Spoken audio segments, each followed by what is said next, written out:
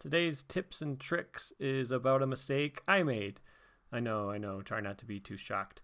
But anyway, in this video I used Goblin Cleaver in the combat phase, because that's a combat action, but the action window I used it in would have had to have taken place after the shadow cards were dealt, and I did not deal the shadow cards yet. So anytime you are doing something that says combat action and you have an enemy engaged with you, that enemy should have already been dealt a shadow card before you take that action. Okay, let's get on with the video. Alright, let's go. The Battle of Five Armies, the final quest in the Hobbit saga. So we got the Gathering Clouds. The Gathering of the Clouds, side 1A, search the encounter deck for Bolg and add him to the staging area. Then shuffle the encounter deck and reveal one encounter card per player.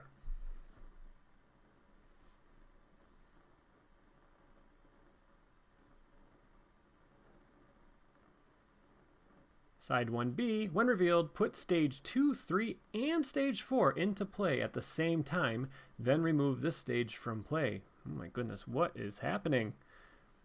Alright, so Bolg, what do we got? He has a threat of X, that's the number of players in the game. He's immune, he can't leave the staging area, and then here's the bad part. The first goblin revealed each round gains surge. So if you reveal a goblin during that reveal one card, that would surge, but you don't need to surge it again during the quest phase. Alright, so stages 2, 3, 4 are all going to be put into play.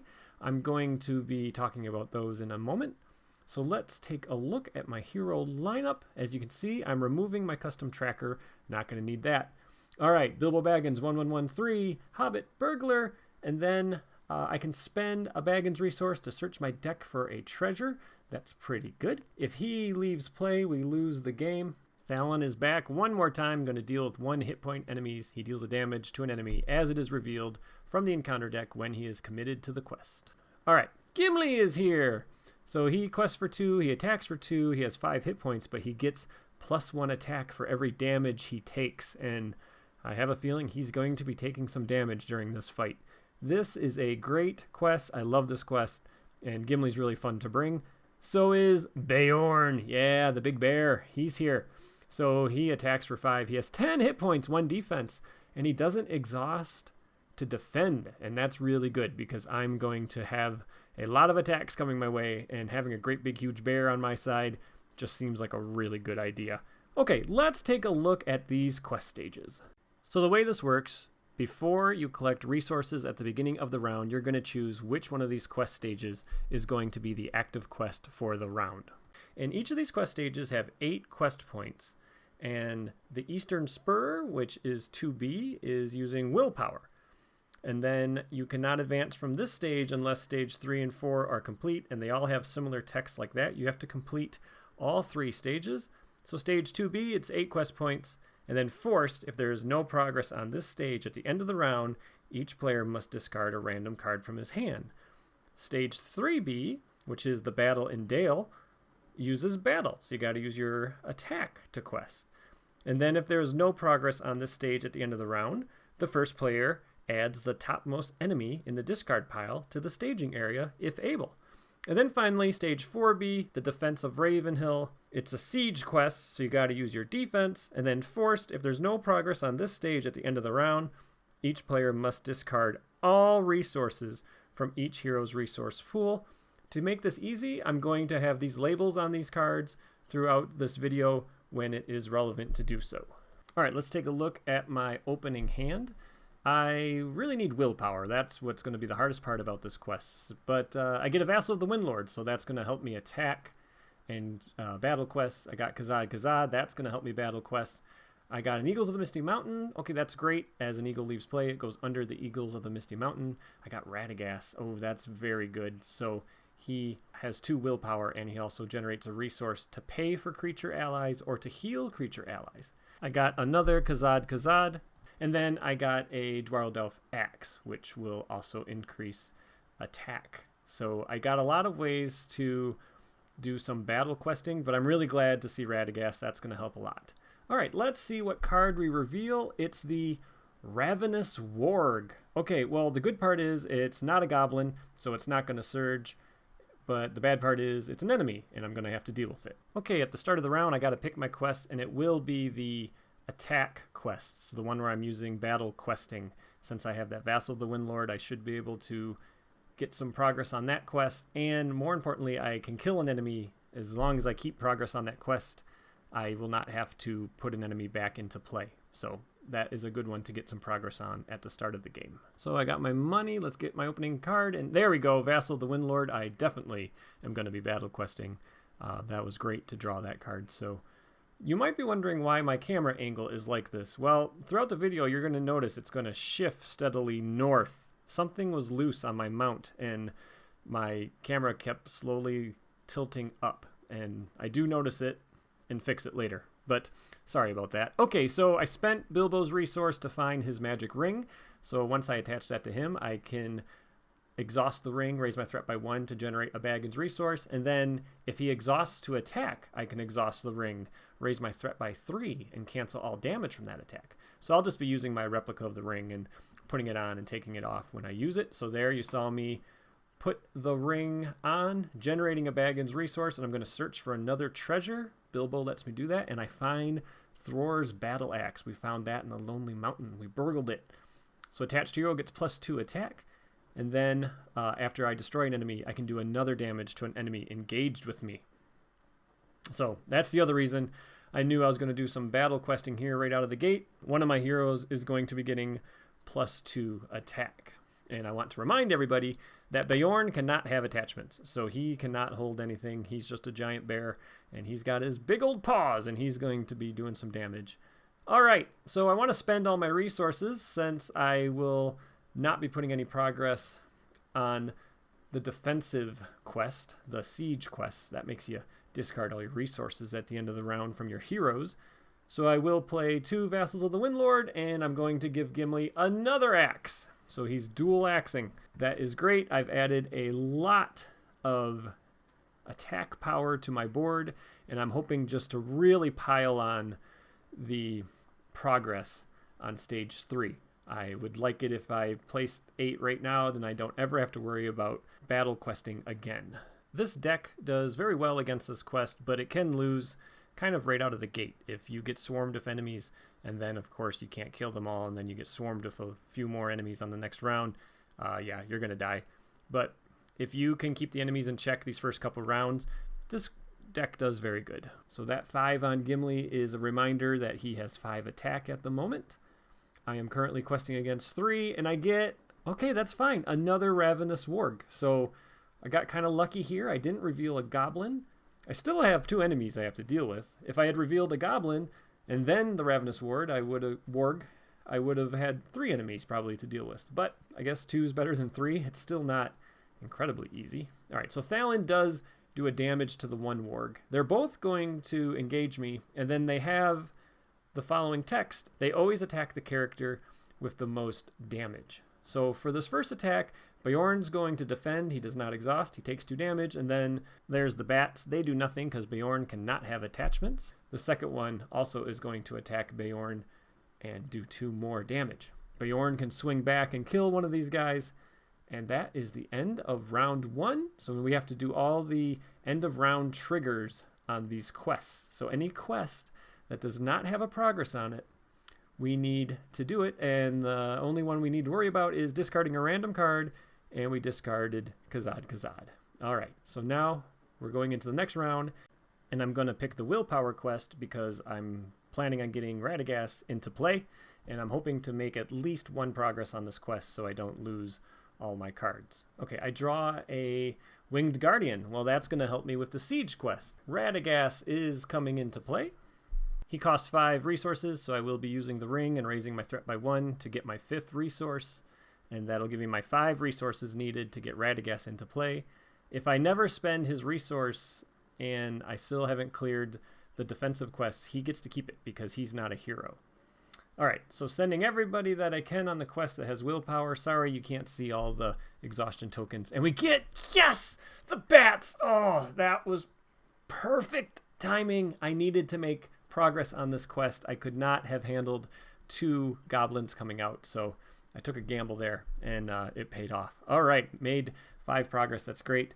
And then the shadow here, deal 1 damage to the defending character for each quest stage without any progress. Okay, so Bjorn was defending, of course, and he takes 3 damage from that attack. So he has 7 out of 10 damage now, and in a fit of absolute rage, he swings back and kills that Ravenous Warg, and things are looking very good. Empty staging area as far as we can, no engaged enemies, and the only quest stage without any progress is the one that makes me discard resources, but I keep emptying my resources out. So of course we're going to be questing against that defensive quest this round. And we get a Hail of Stones! Okay, fantastic. So this round I am going to be playing an Eagles of the Misty Mountain, because Radagast can help pay for that. And I put it underneath my Vassals of the Windlord, which of course you can't see, so I'll be adding a graphic of the Eagles off to the side here so you can see it. And like I said, we are questing a siege quest. So we're going to be doing siege questing, and I am sending the Eagles of the Misty Mountain, Radagast, Thalin, and Gimli, and we get a 3-threat location that I have to spend 2 Baggins resources to travel to. That's really good. So far we've avoided the Goblin Surge, which is very nice. Although I could definitely handle it, it's very nice to not have a bunch of goblins constantly coming out at me. So I raised my threat by 1 and got a second Baggins resource by putting on the ring, and we are going to travel to that location. It makes other locations in the staging area -1 threat, and that's the end of that round. So I just need to get 8 progress on these locations. I think I will be questing against the willpower one this next round since my staging area is pretty empty. It's still hard to quest willpower. That's definitely the hardest part of this deck. All right, let's see what I draw. I get the Eagles are coming, so I get to search my top 5 for an Eagle card.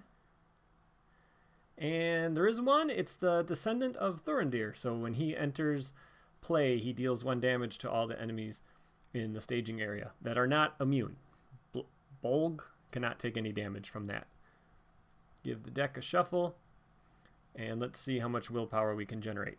I am going to play a Winged Guardian, and that's when I've noticed that my camera has shifted, and so I am going to shift it so now we can actually see everything. So Radagast helps pay for that. We're going to quest using our willpower, and as you can see, the camera is slowly shifting again. I will send every ounce of willpower that I have, and that is a total of 8. And I get a treachery that surges, and it says I have to choose a different quest to be the active quest. So I guess I will choose the siege questing one. And so once I recalculate, I'm still sending 8. And some of the characters only had 1 willpower, but they had 2 defense, so it's a wash. And then we get, okay, so I have to choose a sphere, and then any character that does not have the chosen sphere or the Baggins sphere is removed from the quest. So I will say tactics, and that only removes Radagast from the quest with his 1 defense. All right, so I handled those 2 treacheries. I have now made enough progress to clear the defensive quest, and I also cleared that active location, of course. So now I just need to add a few progress to the willpower quests, and we got this made, and I draw Bofur, which is great because he helps me find weapons, but more importantly, he is in this deck so you can do some willpower questing. So that was good timing there. I'm going to add the resources to Ratty and to Bilbo. And then, like I said, willpower questing, of course. And if we place the 3 progress, we are going to advance to stage 5. So let's send as much willpower as we can. When revealed, each player has to find a goblin and put it in play engaged with them. This effect cannot be canceled. Well, I somehow managed to avoid getting a surging goblin the whole time I was dealing with these 3 different stages. I don't think that's ever happened before, so it's kind of weird to get it on camera. And look, the next 3 cards, all goblins, and then Ravenous Warg. Okay, so I'm going to grab this little goblin climber guy. He's not very scary, but his when revealed sucks. He makes you remove progress from all the quest stages in play. So he's really annoying if he comes out in the early game when you're just trying to get a couple progress on each stage. Yeah, man, that stinks when he comes out. But we have placed 3 progress on that stage, and that clears all the stages, and we advance to the Cloud's Burst. 5A, nice flavor text. When revealed, each player must search the encounter deck and discard pile for a copy of Bodyguard of Bolg and add it to the staging area if able, then shuffle the encounter deck. Progress cannot be placed on this stage. While Bolg is in the staging area, he is considered to be engaged with the first player. If Bolg is destroyed, the players win the game. So the reason you can't place progress on this stage is a lot of these cards punish you for having no progress on quest stages. So the Bodyguard of Bolg is one of those. So let's do a search and try to find one of those guys.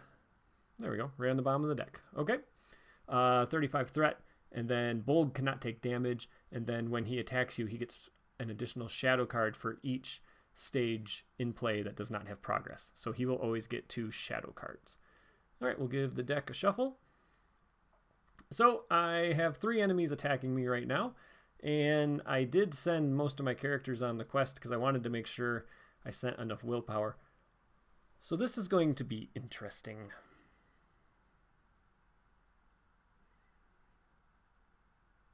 Everybody gets their shadows. The Bodyguard gets 2, like I said. And let's figure out how we're going to handle this combat phase. As you can see, my camera has shifted back up, so it's kind of hard to see everything.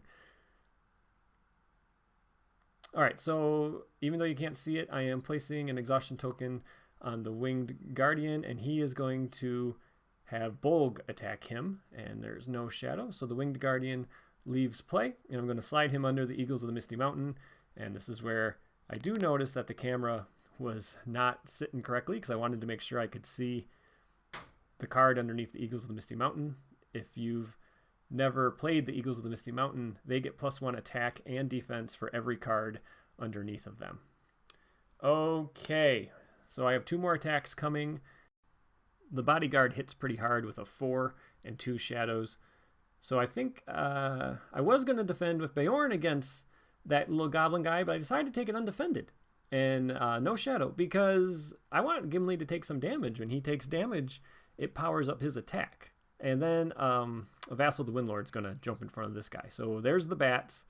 It would have attached to him if he wasn't dead, but he dies. The Bodyguard kills that Vassal.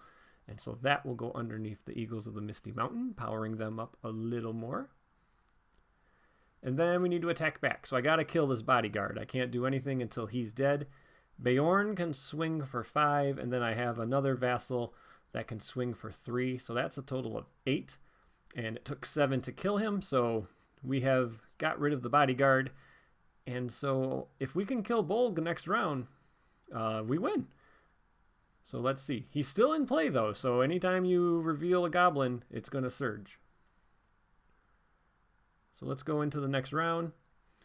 Everyone's got their resources, and I draw a Spear of the Citadel, deal a damage when attached character is declared a defender. That's not going to go into play. I will play this Descendant of Thorndeer. He doesn't do anything, but I just wanted to get another body into play.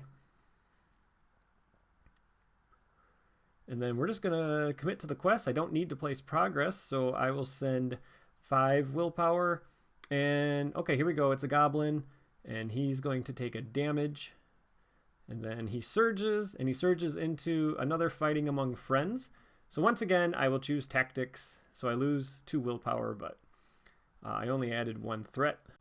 So we quested successfully, which is good because my threat was starting to get a little high. And now I'm going to play a Hail of Stones. I just got to figure out which 2 characters I want to exhaust, and they can throw a stone each at this goblin up in the staging area. I don't want to have to deal with 3 attacks. I was going to do Bilbo, but then I got a better idea. So I'm going to do the Eagles of the Misty Mountain and the Descendant of Thorndeer. So that is 2 rocks thrown at that guy. He's dead. And the reason I don't want to use Bilbo is because I can use his ring. I have enough threat cushion that I can raise my threat by 3 here. So I'm going to have Bolg attack Bilbo. And then Bilbo's going to slip on the ring after he exhausts to defend. And I'm going to raise my threat by 3 and cancel all damage. I think that's the smartest thing to do here. So let's deal out the shadows.